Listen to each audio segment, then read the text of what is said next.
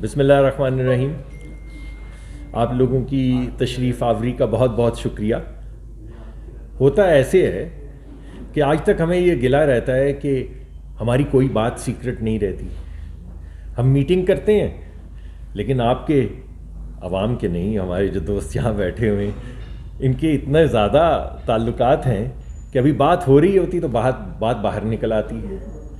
لیکن لگتا ہے ایسے ہے کہ اس مرتبہ آپ کے جو پنجے ہیں وہ پاکستان میں تو ہیں لیکن روس تک نہیں پہنچ سکتے, کیونکہ جو آپ نے خبریں دی ہیں ان کا تو حقیقت سے کوئی تعلق نہیں. کسی حد تک ہمیں فائدہ ہو گیا کہ خبر نکلی نہیں, جس کی وجہ سے ہماری جو نیگوشیشن تھی وہ بڑی شاندار رہی. لیکن کسی حد تک میں نے سوچا یہ کیسے ہو سکتا ہے کہ آپ کا تو پنجے ہر طرف دنیا میں گڑے ہوئے ہیں, تو یہ روس میں کیسے نہیں آپ پہنچ پائے.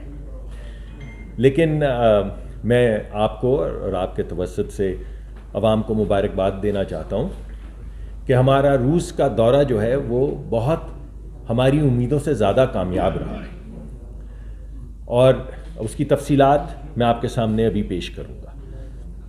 مگر اس سے پہلے میں آپ کو یہ بتانا چاہتا ہوں کہ یہ روس کا دورہ یا دیگر جو دورے ہیں جن کا میں اب ہر ہفتے آپ کے سامنے لے کر آؤں گا کہ ہماری آذربائیجان سے کیا بات ہو رہی ہے, ہماری ترکمانستان سے کیا بات ہو رہی ہے, ہماری قازقستان سے کیا بات ہو رہی ہے, ہم کون کون سے پروجیکٹس پہ کام کر رہے ہیں, اور ایک ویکلی ڈی بریفنگ بھی کا سلسلہ بھی ہم شروع کر رہے ہیں. لیکن روس کا جانا اس لیے بہت اہم تھا کہ وزیر اعظم نے بڑے صاف الفاظ میں یہ کہا کہ دیکھو میرے ذہن کے اندر ایک خاکہ ہے, اور خاکہ یہ ہے کہ یہاں پہ ہر نوجوان جو باہر نکلتا ہے اسکول سے کالج سے اس کے پاس نوکری ہو. یہ ہے خاکہ. اور میرے ذہن میں ایک خاکہ ہے کہ یہ جو کارخانے آج بند ہو جاتے ہیں, کبھی لوڈ شیڈنگ, کبھی کیپٹیو پاور, کبھی نان کیپٹیو پاور, یہ ایسا نہیں چلے گا. ان کارخانوں کی چمنیوں سے تو ہر وقت دھواں نکلنا چاہیے, کیونکہ اسی دھوئیں کی وجہ سے لوگوں کو روزگار ملتا ہے. اور یہ جو کسان ہے جو ہر مرتبہ ہم بیٹھتے ہیں اور کہتے ہیں کہ ڈیزل ہے, ہارویسٹنگ کا موسم آ گیا ہے, نہیں ہے, فرٹیلائزر ہے یا نہیں ہے, فرٹیلائزر کتنا امپورٹ کرنا ہے, گندم میں ہم خود کفیل ہیں یا نہیں ہے, یہ داستان اب ختم ہونی چاہیے.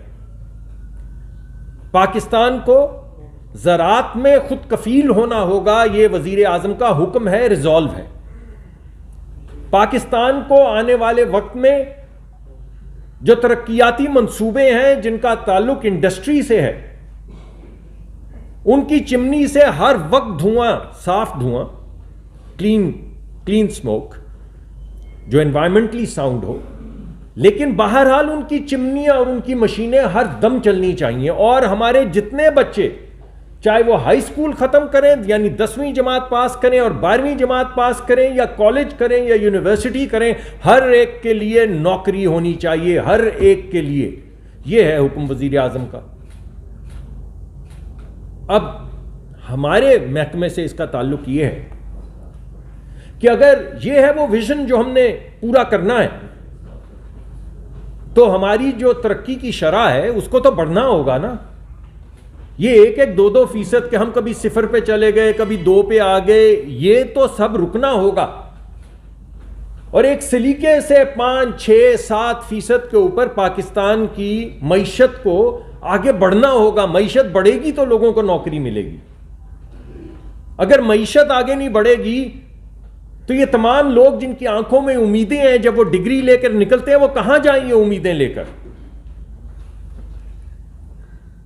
اب میں آپ کو بتاتا ہوں کہ ہمارے محکمے یعنی پیٹرولیم اور گیس اور پاور اور انرجی کا اس سے کیا تعلق ہے.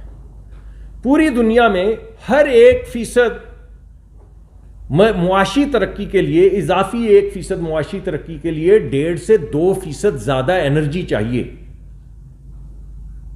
اس میں تھوڑا سا فرق ہوتا ہے مختلف ممالک میں, بیکاز بعض ممالک ایسے کام کر رہے ہوتے ہیں جو بڑے انرجی انٹینسو ہوتے ہیں, بعض ممالک ایسے کام کر رہے ہوتے ہیں جو انرجی انٹینسو نہیں ہوتے یا کم ہوتے ہیں. مگر ہر 2 صورتوں میں ہر 1% جو آپ کی ترقی ہوتی ہے اس کے ساتھ کم از کم 1%, کم از کم جو بالکل جہاں پہ کوئی انرجی انٹینسو کام نہیں ہو رہا ہوتا, آپ کو اضافی انرجی چاہیے، اضافی گیس چاہیے، پیٹرولیم چاہیے، ڈیزل چاہیے، بجلی چاہیے، اور زیادہ تر ممالک میں 1.5 سے 2%. یعنی اگر آپ نے 5 سے 6% ترقی کرنی ہے ملک نے ان بچوں کو روزگار دینے کے لیے اور ماؤں کی آنکھوں میں جو امیدیں ہیں انہیں پورا کرنے کے لیے، اگر ہم نے یہ سب کچھ کرنا ہے تو ہمیں ہر سال اپنی انرجی میں 8-10% اضافہ کم از کم کرنا ہوگا.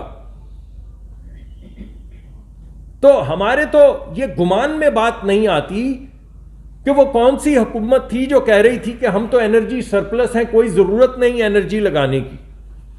ارے بھائی، کیا آپ نے ترقی کے دروازے بند کر دیے تھے؟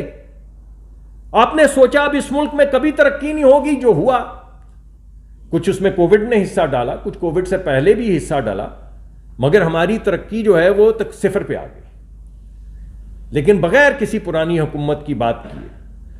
اگر ہمیں آگے بڑھنا ہے، اگر ہمیں ترقی کرنی ہے تو ہمیں انرجی چاہیے، ہمیں توانائی چاہیے.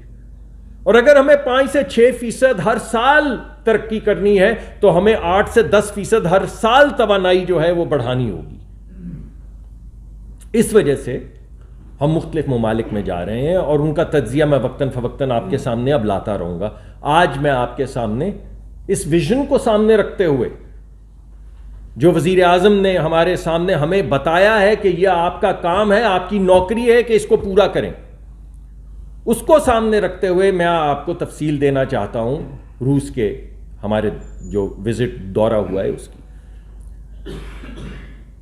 چیدہ چیزیں میں آپ کے سامنے پیش کروں گا. نمبر 1، روس نے یہ فیصلہ کیا ہے کہ وہ ہمیں ڈسکاؤنٹ کے اوپر کروڈ دے گا. کروڈ یعنی وہ خام تیل جس کے ذریعے ہمارے کارخانے، ریفائنریز یہاں پہ ڈیزل اور پیٹرول بناتی ہیں، اس کے اندر جتنا بھی بین الاقوامی سطح پہ جو ڈسکاؤنٹ چل رہا ہے، یعنی کم قیمت جو مل رہی ہے تمام دنیا کے ممالک کو، بالکل اسی طرح یا اس سے زیادہ پاکستان کو خام تیل جو ہے وہ کم قیمت پر ملے گا.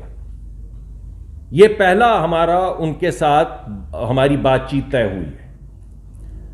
دوسری چیز جو ہماری ان کے ساتھ طے ہوئی ہے وہ یہ ہے کہ پیٹرول اور ڈیزل جو خام تیل نہیں ہے، جو ریفائنڈ پروڈکٹس ہیں، اور بالخصوص ڈیزل جس میں اس وقت پوری دنیا میں بہت زیادہ قلت ہے، جس کی وجہ سے پریمیم بہت زیادہ بڑھ گیا ہے، روس پاکستان کو ڈیزل اور پیٹرول دونوں کم قیمت پہ ڈسکاؤنٹ کے اوپر دے گا، اور اتنا ہی ڈسکاؤنٹ جتنا کسی کو بھی دنیا میں مل رہا ہے. تیسری چیز، اس وقت روس کے پاس جب ہم نے ان کی سرکاری کمپنیوں سے بات کی تو ایل این جی موجود نہیں تھی، کیونکہ ایل این جی کا پریشر بہت زیادہ ہے. آپ سب کو معلوم ہے کہ پچھلے سال تک تو ہم سب سوچتے رہے کہ ایک چیز ہے جس کا نام ہے گلوبل فیبرک.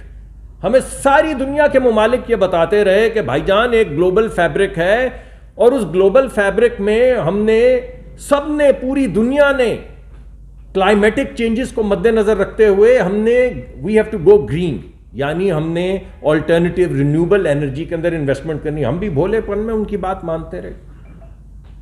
تو پتہ کیا چلا کہ جیسے ہی بندش آئی تو ان تمام نے تو اپنے کوئلے کے کارخانے کھول دیے اور ہم بیٹھے رہ گئے، اور ان تمام نے تو پوری دنیا کی ایل این جی خرید لی، لیکن جس قیمت پہ خریدی اس پہ ہم تو نہیں خرید سکتے تھے.